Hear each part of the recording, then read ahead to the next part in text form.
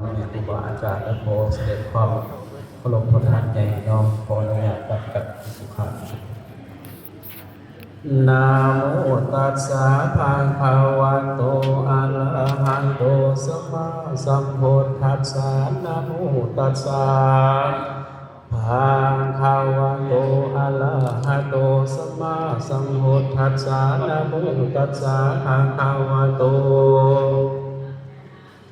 อะระหะโตสัมมาสัมพุทธัสสะสีสุขังสวัสดิดังไขสีภูมิพายังดีแต่งไว้พาแก่นไขสืบสร้างธรรมสังกาดข้า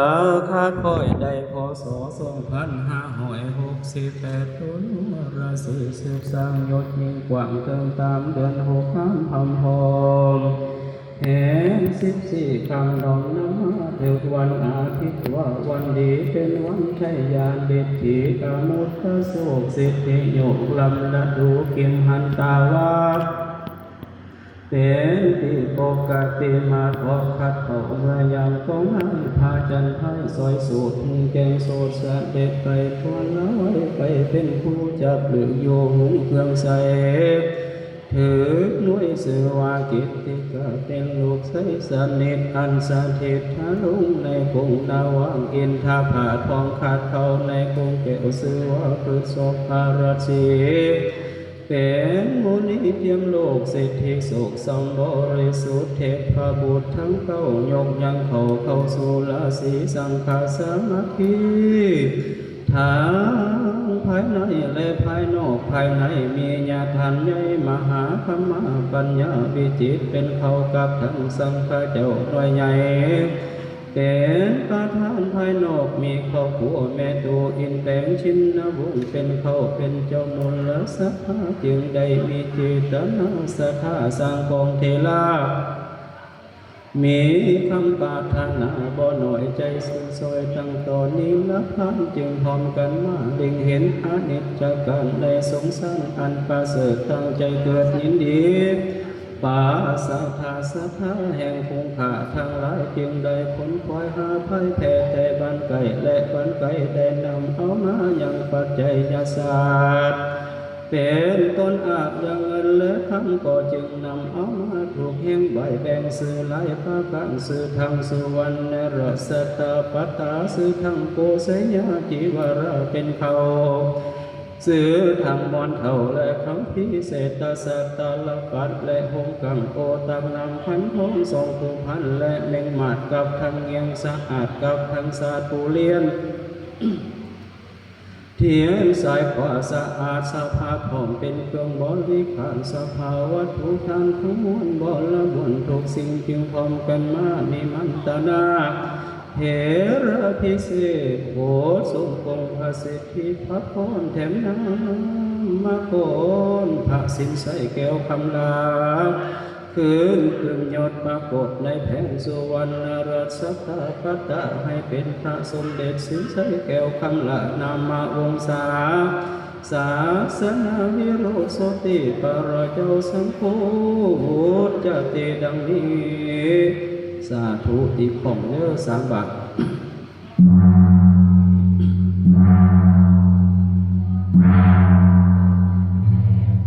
สีสังฆาสมาธิธรรมมีภายในและภายนอกภายในมีญาทันในมหาธรรมปัญญาวิจิตเป็นเขา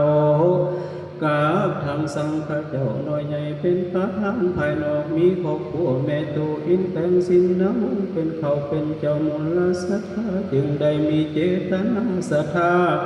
สามกองเทระมีคำปรารถนาบ่น้อยใจซึ้งสวยตั้งต่อนี้ละทางจึงพร้อมกันมาเล็งเห็นอานิจจกันในสงสารอันประเสริ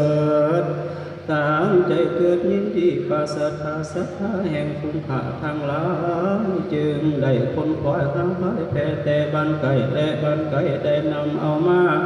อย่างปัจเจกศาสตร์เป็นตนอาจอย่างเงินและผมก็จึงนำเอามาถูกแห่งใบแบ่งซื้อหลายประการซื้อทางสุวรรณรัสตาปัตตาซื้อทางโกเสยาจีวาเป็นเป้าซื้อทางมนเทาและคำที่เศรษฐสัตตลปาดและคมกังโอตักนำและพันของทรงผู้พันและเมียงมาดกับทางเงียงสะอาดกับทางสาธุเลี้ยนเทียนใสกว่าสะอาดสะพาทองเป็นเครื่องบริขารสภาวะทุกทั้งมวลบอนละมวลทุกสิ่งจึงพร้อมกันมานิมันตนาเทระพิสเทระพิเศษโคตรสมคงภาสิทธิพักพรแถมน้ำมาโคนพระสินใสแก้วคำละขึ้นยอดปากฏในแผ่นสุวรรณละสัตตาปัตตาให้เป็นสมเด็จพระสินใสแก้วคำละนามาวงศาศาสนาวิรุโสติปรเจ้าสังโฆบุตรจติดังนี้ก็มีแล้วที่ของอีกเด้อ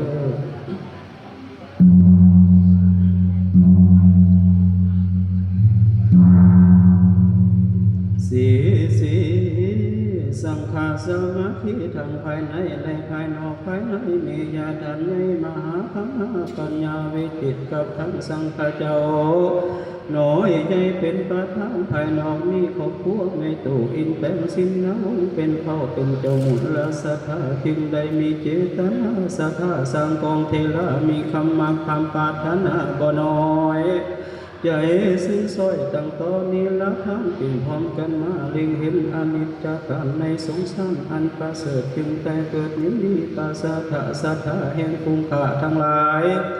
จึงได้ผลขวายหาพันแพ่แต่บ้านไก่และบ้านไก่ได้นำเอามายังปัจจัยญาศาสตร์เป็นต้นอาจยังเงินและพังจึงนำเอามาทุกแห่งบายแบ่งซื้อหลายประการซื้อทางสุวรรณรัสตะปัตตาซื้อทางโกเสยาจีวราเป็นเท่าซื้อทางมนเท่าและคำพีเศตสัตตาลปัดและหงกังโกตานำและพันของทรงผู้พันและเมงมาดกับทางเหงียงสะอาดกับทางสาธุเลี้ยงเจนใส่กว่าสะอาดสะพาทองเป็นเครื่องวลิขานสภาวะทุกทั้งมวลบ่ละบวนทุกสิ่งจึงพร้อมกันมานิมันตนาเทลาพิเศษโคตรสงคงพระสิทธิพระพรแทนนามกรพาสินใสแก้วคำละขึ้นเติมยศพระโคตในแผ่นสุวรรณรัสตาปัตตาให้เป็นสมเด็จสินใสแก้วคำลานามวงศาศาสนาวิโรโสติปราเจ้าสังฆวุฒิจันติดังนี้ก็มีแลสาธุสาธุสาธุที่ข้อมเด้อ